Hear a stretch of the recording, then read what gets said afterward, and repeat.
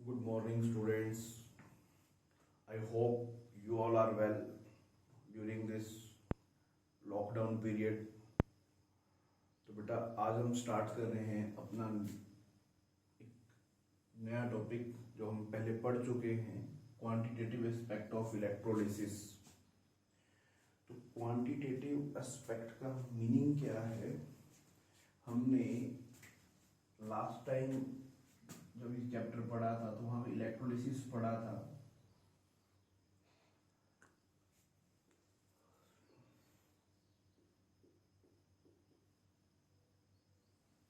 तो during electrolysis जो cathode और एनोड पे मास डिपॉजिट हो रहा है उसकी कितनी क्वांटिटी है, ये चीज आज हम क्या करेंगे, डिस्कस करते हैं। बहुत बार सीबीएसई इनसे रिलेटेड क्वेश्चन जरूर पूछती है। बहुत ही बार पेपर में इससे रिलेटेड क्वेश्चंस जरूर मिलते हैं हमें और बहुत ही आसान है। तो कुछ फंडामेंटल चीजें मैं यहाँ पे डिस्कस करूँगा। सबसे पहले मैं बात करता हूं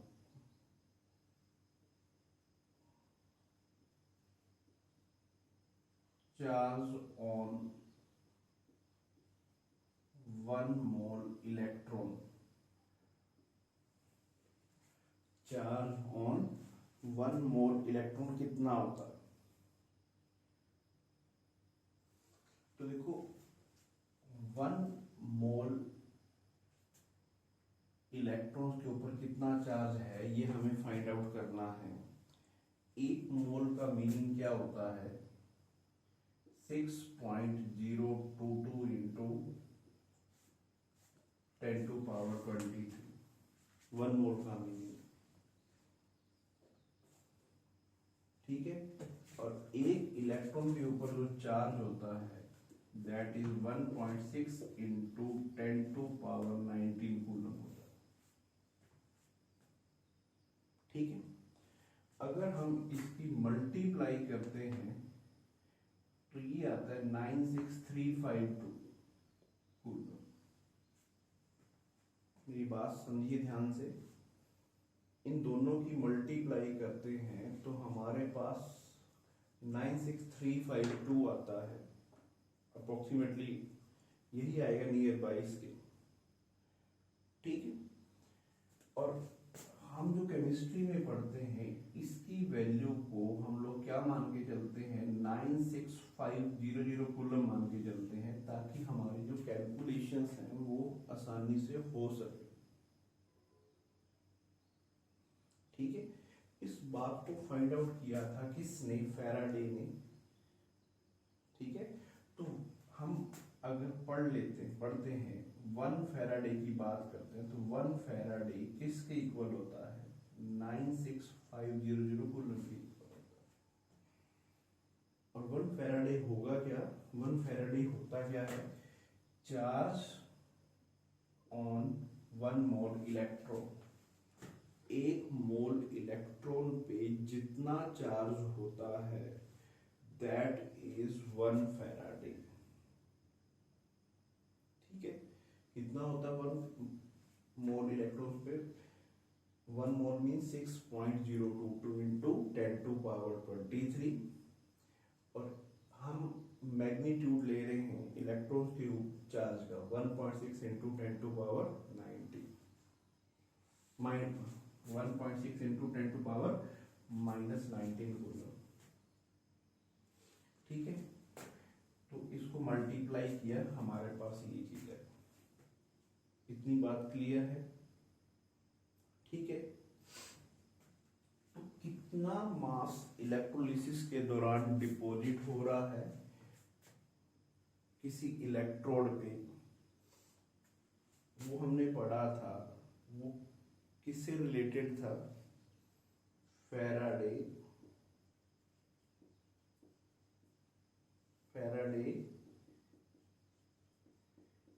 फर्स्ट लॉ से रिलेटेड था। वहां पर हमने ये पढ़ा था Faraday first law of electrolysis के अंदर, जो मास डिपॉजिट हो रहा है दैट इज डायरेक्टली प्रोपोर्शनल, जो ये मास डिपॉजिट हो रहा है किसी भी इलेक्ट्रोड पे, डिपॉजिट या लिबरेटेड हो रहा है किसी भी इलेक्ट्रोड पे, that is directly proportional to quantity of charge pass through it. I repeat again, first law of electrolysis क्या था? During electrolysis the mass of substance deposited or liberated at any electrode that is directly proportional to quantity of charge passed through it। Mean यहाँ पे कितना substance deposit हो रहा है वो किस चीज पे डिपेंड करेगा? क्यों क्या होता है? आई इंटू टी होता है। हम कितना करंट पास कर रहे हैं, कितने टाइम के लिए कर रहे हैं, ठीक है ना? तो देखो, लेट W ग्राम सब्सटेंस क्या हो रहा है, डिपॉजिट हो रहा है, और हम क्या कर रहे हैं, क्यों कूलम चार्ज क्या कर रहे हैं, पास कर रहे हैं। तो अकॉर्डिंग टू फैराडे क्या होगा, W क्या है? Mass of a substance deposit और लिबरेटेड। W क्या है? मास of a substance deposited or liberated at any electrode। क्यों क्या है? Charge in coulomb. तो according to first law of electrolysis क्या कहता है? Mass of a substance deposited और liberated that is directly proportional to quantity of charge pass through it. क्या है? क्यों क्या है? चार्ज है। तो हमने मैथमेटिक्स के अंदर भी पढ़ा हुआ है, फिजिक्स के अंदर भी आप लोग पढ़ते हो, जब भी हम किसी प्रोपोर्शनल को रिमूव करते हैं तो हमारे पास क्या आता है? क्या आता है? कांस्टेंट आता है। तो यहाँ से एक कांस्टेंट आया जिसको नाम क्या दिया गया? जेड दिया गया। तो व्हाट इज जेड? जेड को बेटा हम लोग क्या बोलते हैं? इलेक्ट्रो केमिकल इक्विवेलेंस बोलते हैं। तो जेड को हम क्या बोलते हैं? इलेक्ट्रोकेमिकल इक्विवेलेंस बोलते हैं। तो जेड की वैल्यू क्या होगी? जेड क्या होगा? W बाय क्यू के इक्वल होगा। मैंने क्या किया है? क्यू इस साइड में ले गया, जेड इस साइड, तो जेड क्या आ गया? W बाय क्यू की क्या आ गया? इक्वल आ गया। अब मैं क्या करता हूँ, मैंने जो काम नेक्स्ट वर्क रहता है मेरा, क्या है वर्क? मेरे को इस जेड को क्या करना है? डिफाइन करना है। जेड क्या होता है? जेड नेम तो दे दिया, इलेक्ट्रोकेमिकल इक्विवेलेंस होता है, ठीक है। तो सपोज लेट मैंने क्या ले लिया? Q इज इक्वल टू क्या ले लिया? 1 कूलम ले लिया। क्या ले लिया? Q इज इक्वल टू क्या ले लिया? 1 कूलम ले लिया, और Q की वैल्यू यहाँ पे पुट की, ठीक है। Q की वैल्यू मैंने यहाँ पे क्या की? पुट की। तो यहाँ से क्या आ रहा है? Z किसके इक्वल आ रहा है? अगर देखो मैं यहाँ पे 1 पुट करता हूँ तो यहाँ से क्या आ रहा है? Z is equal to W। Z क्या था? इलेक्ट्रोकेमिकल इक्विवेलेंस, ठीक है। W क्या है? W क्या है? Mass of a substance deposited और लिबरेटेड। तो डेफिनेशन क्या बनी? डेफिनेशन क्या बनी इलेक्ट्रोकेमिकल इक्विवेलेंस की? इलेक्ट्रोकेमिकल इक्विवेलेंस क्या है? Electrochemical equivalence is equal to mass of a substance deposited और liberated when 1 coulomb charge is passed.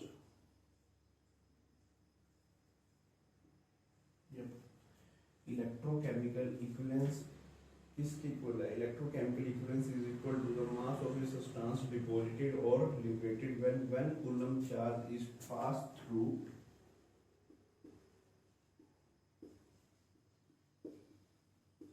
Electrolytic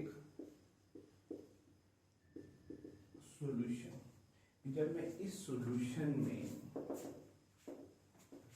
1 coulomb charge पास करता हूं तो जितना यहाँ पे मास डिपॉजिट या लिबरेट हो रहा है किसी भी इलेक्ट्रोड के ऊपर, दैट इज इक्वल टू क्या होगा इलेक्ट्रोकेमिकल इक्विवेलेंस के क्या होगा, इक्वल होगा।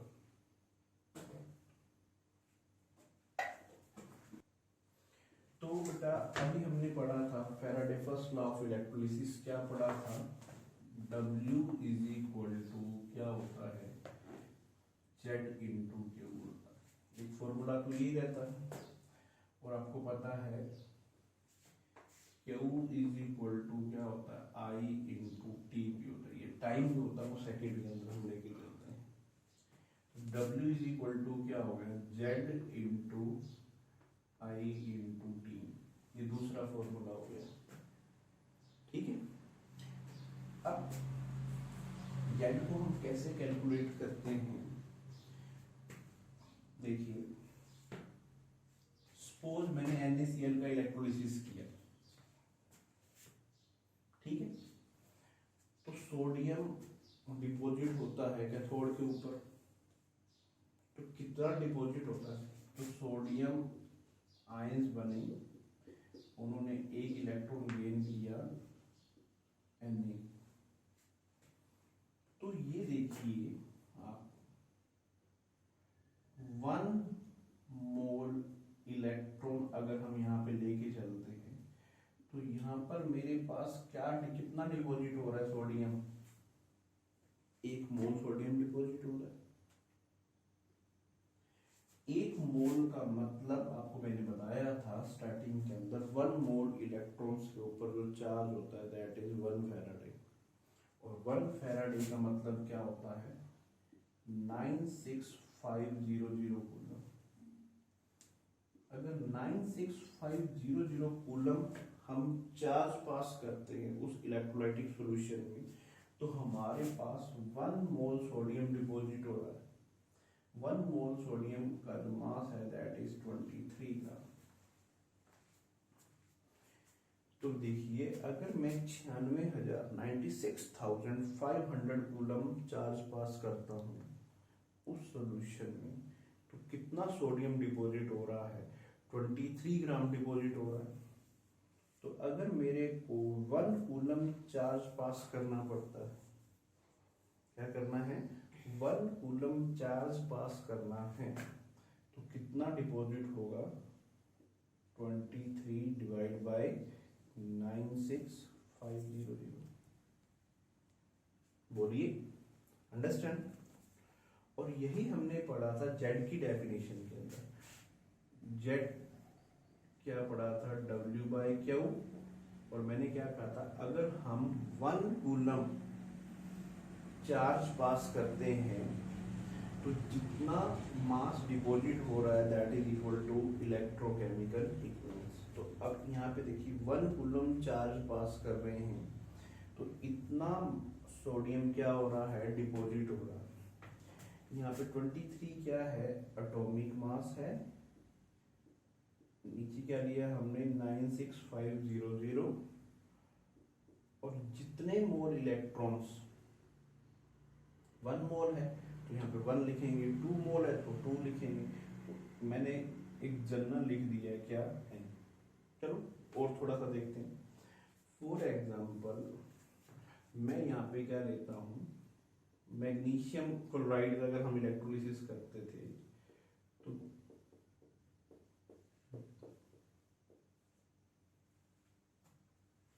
ठीक है, तो देखो कितने कूलम, 2 × 96500 कूलम चार्ज पास करते हैं।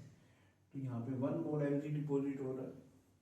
1 मोल का मीनिंग क्या होता है, 24 ग्राम। इतने कूलम चार्ज पास होने से 24 ग्राम मैग्नीशियम डिपॉजिट हो रहा है कैथोड पे। तो 1 कूलम चार्ज पास करने से क्या होगा, 224 96 500। अगर सपोज मैं क्या लेके चलता, एल्यूमिनियम का लेके चलते, तो देखो क्या हो रहा है, 3 × 96500 कूलम चार्ज पास करते हैं तो हमारे पास 27 ग्राम एल्यूमिनियम डिपॉजिट हो रहा है। तो 1 कूलम चार्ज पास करने से क्या होगा, 27 96 500 × 3। तो एक जनरल फॉर्मूला बन गया है हमारे पास। ये क्या है, ऊपर मोलर मास है, एटॉमिक मास है उस मेटल का, डिवाइड बाय 96500। और ये n क्या है, n फैक्टर है जितने मोल इलेक्ट्रॉन क्या हो रहे हैं, ट्रांसफर हो रहे हैं। ये n 1 मोल है तो n की वैल्यू 1, 2 मोल है तो n की वैल्यू 2, 3 मोल है तो n की वैल्यू 3, इसी को n फैक्टर बोलते हैं हम लोग। तो हमारे पास z का जो ये फॉर्मूला आया उसको इस इक्वेशन में हमने क्या किया, पुट किया। तो देखो इस फॉर्मूले को हम इस इक्वेशन में पुट करते हैं तो क्या आता है, देखिए W = A/96500 × n into Q. थोड़ा सा और सॉल्व करते हैं, A96500 × n, क्यू की जगह हम क्या लिख सकते हैं, I इंटू। बेटा ए क्या है यहाँ पर, ए उसका मोलर मास है, आई क्या है, करंट है इन एम्पियर्स, टी क्या है, time in second, 96500 into n. ठीक है, तो देखिए यहाँ पर दोबारा से देखिए इस चीज को, ए क्या है, एटॉमिक मास है, आई क्या है, करंट इन एम्पियर्स, टी क्या है, टाइम इन सेकेंड, एन क्या है, आपको पता है नंबर है, एन फैक्टर है। तो यहां से क्या देख रहे हैं आप,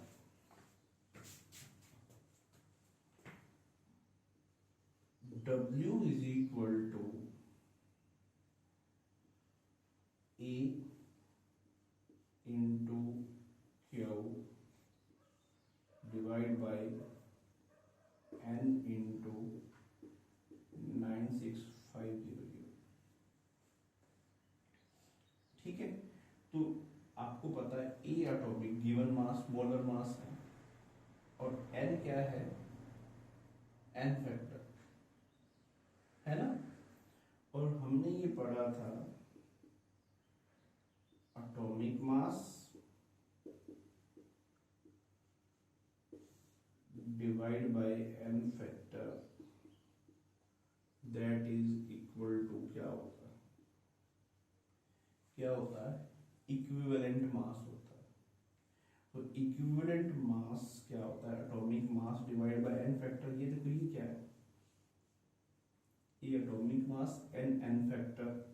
तो यहाँ पे मैं इस फॉर्मूले की जगह ये भी लिख सकता हूँ, इक्विवेलेंट मास इनटू क्या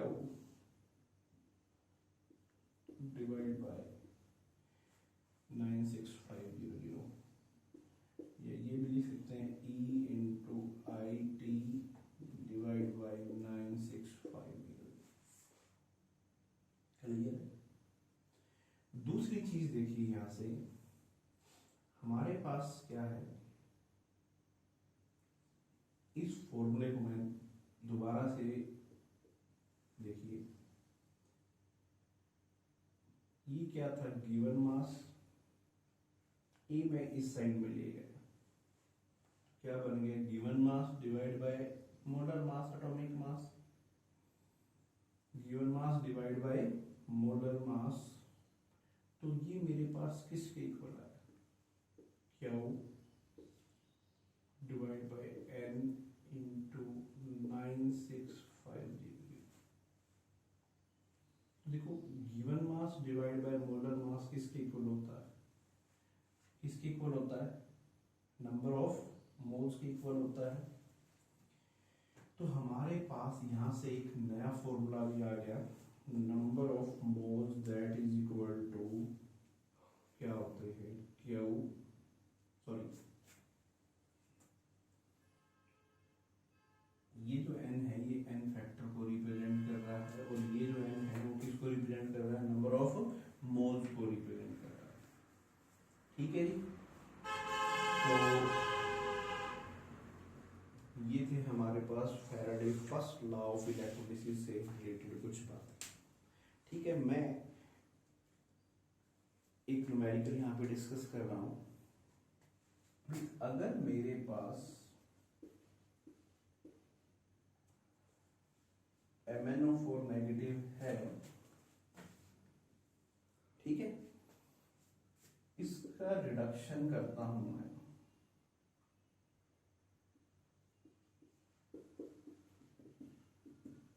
तो ये होता है। तो यहाँ पे ये देखिए कितना मास डिपॉजिट हो रहा है, 1 मोल डिपॉजिट हो रहा है Mn का, तो कितना चार्ज पास करना पड़ रहा है, 5 इंटू 96500 कूलम। इतना अगर हम लोग चार्ज पास कर रहे हैं तो 1 मोल Mn डिपॉजिट हो रहा है। ठीक है, वो पूछ लेता है भी हम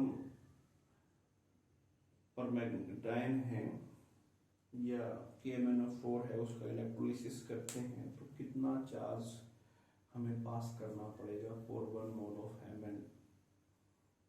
ठीक है, तो नेक्स्ट हम डिस्कस करते हैं Faraday second law of electrolysis.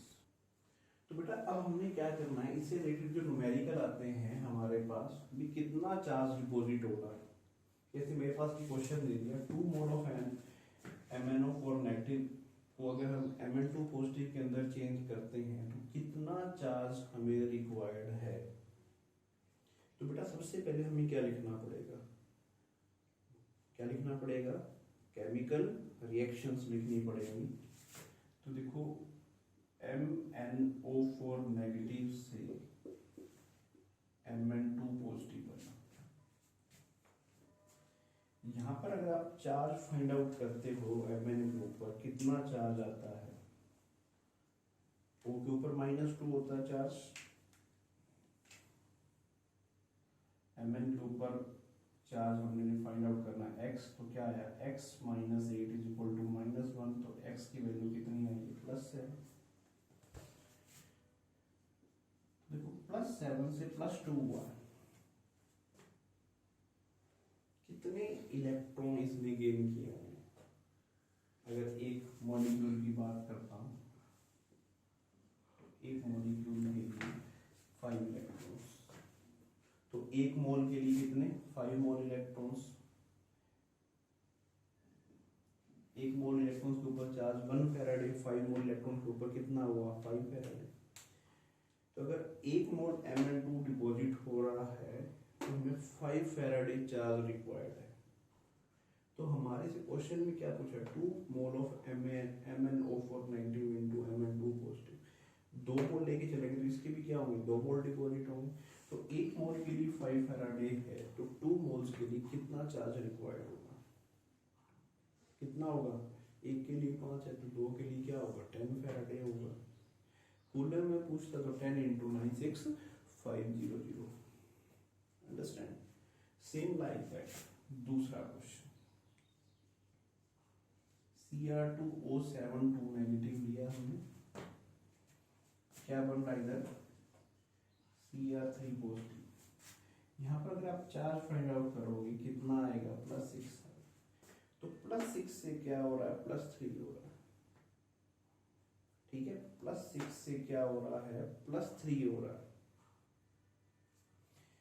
तो देखो 1 मोल अगर हम लेके चलते हैं Cr2O7, तो इसका +6 से क्या हो रहा है, +3। बैलेंस भी करना बहुत जरूरी है। एक के लिए +6 से +3 है, तो 2 के लिए कितना होगा, 2 क्रोमियम है ना, तो कितना आएगा, 6 फैराडे चार्ज आएगा।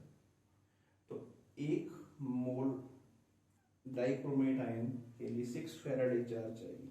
तो 2 मोल्स के लिए कितना चाहिए, 2 मोल्स के लिए चाहिए कितना, एक के लिए 6 फैराडे, तो 2 के लिए कितना आएगा, 12 फैराडे। नई बात समझ में आई, रिपीट अगेन। देखो अगर एक क्रोमियम तो +6 से +3 था, तो आपको सर 3 मोल रिक्वायर्ड होने चाहिए, बट यहाँ पे क्रोमियम कितने दे रखे हैं, 2 दे रखे हैं ना। तो कितना आएगा, एक के लिए 3 था, तो 2 के लिए क्या आएगा, 6 फैराडे। तो अगर यहाँ पे देखो 1 मोल डाइक्रोमेट ले रहे हैं, तो 6 फैराडे चार्ज रिक्वायर्ड होना चाहिए। तो अगर इसके 2 मोल के लिए हमें पूछा था, तो 2 मोल्स के लिए क्या आएगा, 12 फैराडे आएगा, ठीक है। तो नेक्स्ट हम डिस्कस करते हैं Faraday second law of electrolysis.